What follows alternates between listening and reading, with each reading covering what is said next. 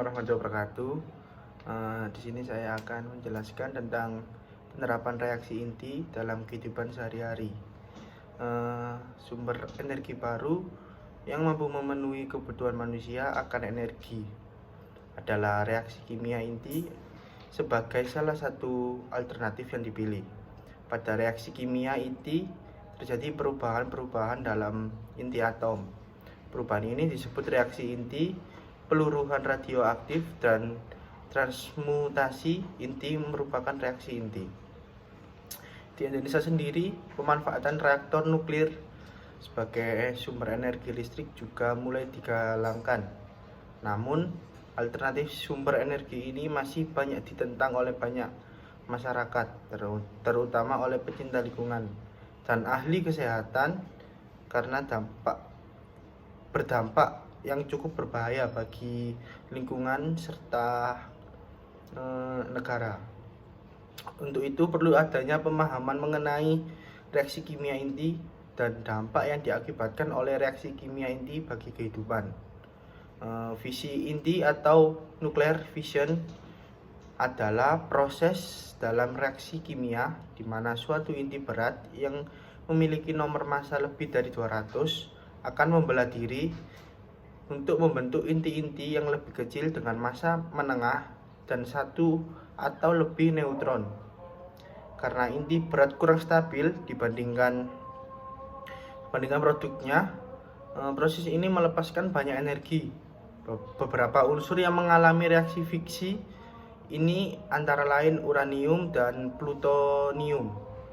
Fusi inti atau nuclear fusion yaitu penggabungan inti kecil yang menjadi inti yang lebih besar. Jika dua inti ringan bergabung akan berfusi membentuk inti yang lebih besar dan lebih stabil. Adapun jenis reaksi kimia antara lain pertama isotop, isobar, dan isoton. Adapun contoh penerapan fusi dalam pertanian yaitu pemupukan. Untuk mengetahui tempat pemupukan yang tepat sehingga tanaman dapat tumbuh dengan baik, unsur karbon dalam pupuk urea diberi label isotop. Ini memancarkan sinar beta yang berfungsi sebagai perunut. Pupuk kemudian ditempatkan pada tempat yang berbeda-beda dalam tanah. Setelah beberapa hari dapat diteliti keadaan tanaman dan beberapa banyak pupuk yang diserap oleh tanaman. Yang kedua yaitu pemberantasan hama. Selain cara pemupukan, dalam bidang biologi atau pertanian, radiasi isotop radioaktif dapat digunakan untuk pemberantasan hama. Salah satu sifat radiasi adalah dapat merusak sel tubuh. Yang ketiga yaitu mutasi pada tanaman.